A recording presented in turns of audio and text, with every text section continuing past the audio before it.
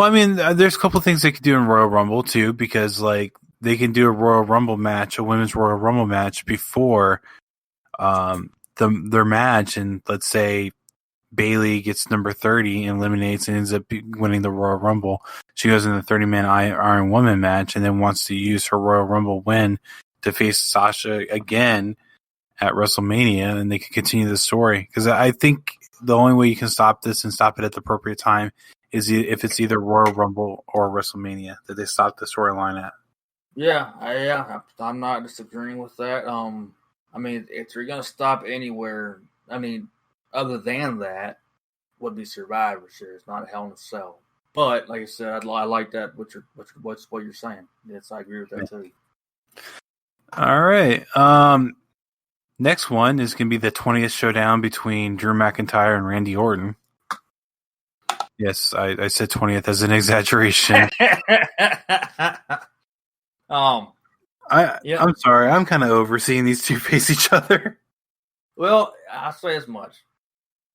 For myself, as usually what WWE at least tries to do, they do it often. They do at least 1 to 2 big storylines per summer.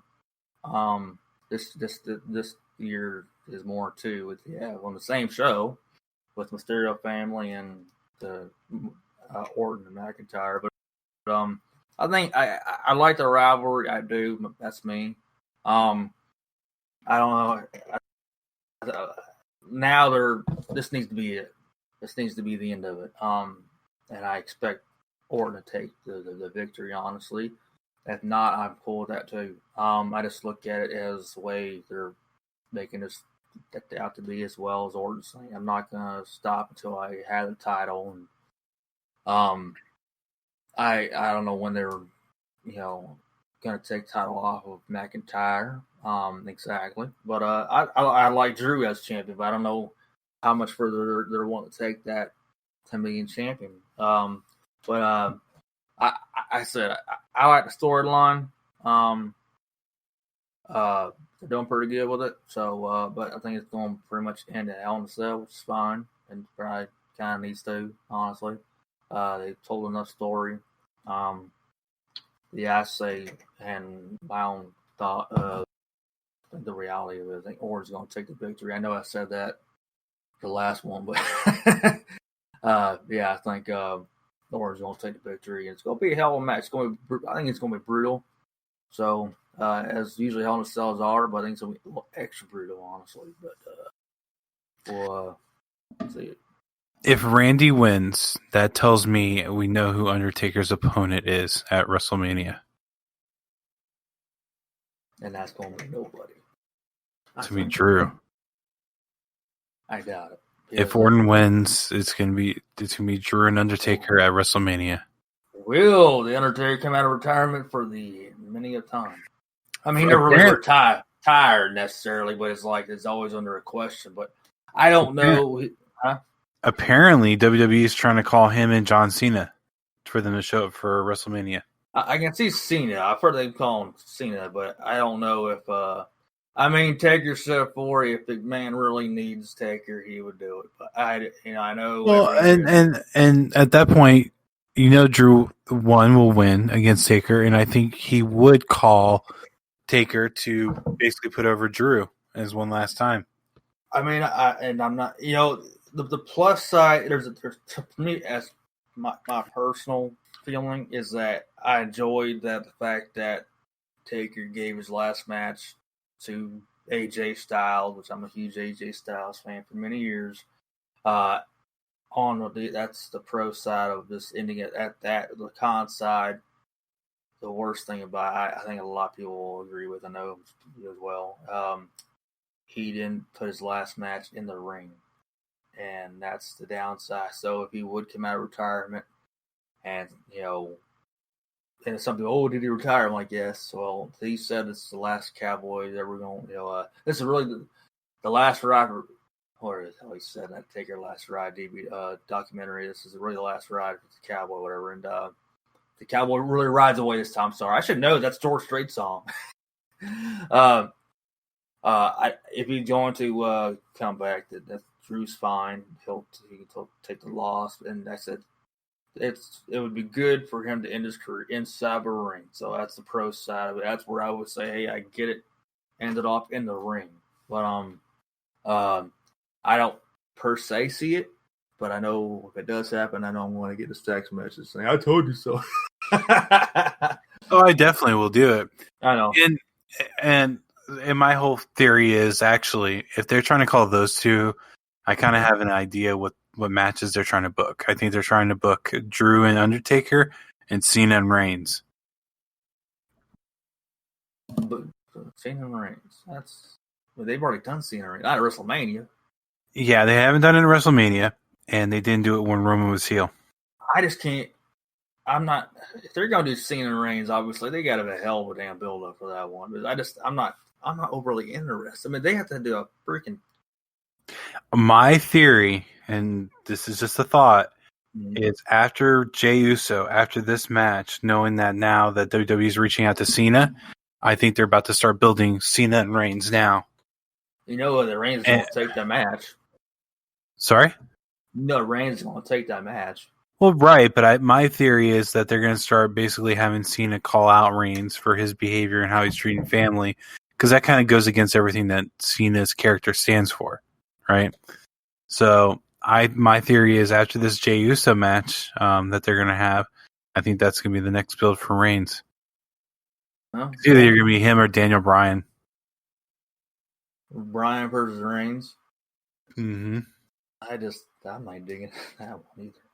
I'm not digging that one. I do think Reigns demolishing Cena is going to be necessary, and I do think if that does happen, it's not going to be a pretty match. I think it's going to be like when Brock Lesnar destroyed Cena. I think it's going to be that kind of thing. SummerSlam of what year was that? 3 years, 4 years, 4. It was a long time ago. Yeah, about 5 years. I don't know, but it's and if that happens, it's not going to appeal to anybody. At least not a lot. At least not to as many people as may believe. It's just this. I don't know. I just don't. It's not going to be a great WrestleMania moment. So I don't see the point in it. It's like you might as well just bring somebody else and do it. So that's just how I look at it. But unless they want to do Rock, but I don't think they reached out to The Rock. Honestly, it would be cool, but I don't see it happen that way. The Rock's actually come springtime, March or April, The Rock's gonna be busy anyways doing a movie. Yeah. So Rock, I don't see him coming back anytime soon if he ever does. He might have one last match somewhere along the way, but he's so busy with what he's doing with his other career, and which is fine. But I just don't. I honestly, with the ideas of all you're saying, and not saying that The Rock and Reigns is a bad idea or Cena's in. It's just more how you build it, but it's more or less. Your issue is right now. I know we're really, really on the Hell in a Cell pay-per-view topic, but going to WrestleMania and continuing after Hell in a Cell, who can you really? If Jimmy Uso was going to be cleared, he won't be cleared till at least I think January, I believe. Mm-hmm. Who other than Daniel Bryan, I guess, at least if you say Daniel Bryan, who right now can we think of is worthy contender at that top spot? On SmackDown? On SmackDown. Owens. Owens that would be a good spot. Don't say wrong, right? No, well, I mean, they might rely on Rollins, but I think Rollins is going to be a thorn in the side of Mysterio's for a while, and I think they're kind of, in my opinion, I think they're sticking Dominic with Rollins to keep Dominic protected, because I do think Dominic is so new to it, they're using Rollins to carry the matches. That he's learning to, but yeah. I just can't think on top of my head right now. Who's going to be that? Who right now on the roster is believable to beat Reigns right now? I mean, Owens. I mean, he is, but he's not. And when I say he's not, it has nothing to do with him or his ability. It's more or less how WWE perceives it. Right. That's what I'm getting at. It's like right now they made Rollins look KO look like a mid Carter halftime. Now it's like he's not even. It's not saying his fault. It's just more or less just the way he's being perceived right now. It's just I mean, his last top deal he's had was he had that little small feud with the Fiend, but other than that, as far as someone who's believable to actually get the better of Reigns, I just don't see right now anybody that has that ability right now. It's not it ain't their fault. It's just the way it's being perceived right now on camera, on the storyline. But Right. as far as WrestleMania goes, I don't know what they're going to even plan to do. Because they got to obviously do something soon because they got to plant a seed. You're saying for it. Yeah. And the calendar's coming quick. And yeah. I don't know. It sounds kind of weird they throw these series out, and it's not necessarily anything that I want to see. It's just WWE can be super predictable. Oh yeah, I'm not disagreeing with you at all. It's what things you're saying. I mean, I'm not disagreeing. It's like it's just can I see them calling up, seeing them do it? I'm not going to say no. I'm not at all. But for them to do that, it's got to be a level bill to do that, and I don't know who else is really they're going to have to come in to do something. So and it wasn't believable enough that they're going to take the title off of Reigns. So that's the other. No. It's like you look at Jey Uso right now. I mean, we all know he's not going to take the title, but what makes it so entertaining, obviously, is it's so personal. Yeah. So, but we'll see what happens in time. Oh, I forgot about Big E, and they want to push Big E. I think that it would be great in time to see Big E and Reigns, but right now it's not time. No, it's not. That's not even near quick time for that. They need to build him up. He's just now fresh out of New Day as far as being a singles competitor. And yeah, they didn't have to do that. They could have kept them together. I'm not even. But yeah, they're trying to make him more solo and singles competitor, however you want to say. But him as far as him main eventing WrestleMania against Reigns this coming, I don't, if they do, hey, I'll obviously, be interested, but it's not there yet. Yeah, no, I agree with you there. It's just what it'd be kind of cool to see what they do. What? It's just knowing what knowing and thinking what they'll do. Oh yeah. It's what you say, predictable. Too predictable. Mm-hmm. I miss the whole shock. That's something that you are totally right. There's an old slogan WWE had, and I know you know it. Everybody else knows it. Anything can happen in the WWF or WWE. It's like you don't get that. And nope. I if I didn't like the WWE, I wouldn't watch it. But it's like I like it. It's just the bookers. It's just too predictable. I watch it like a Jewish mom. I'm ready to be disappointed. That's too long.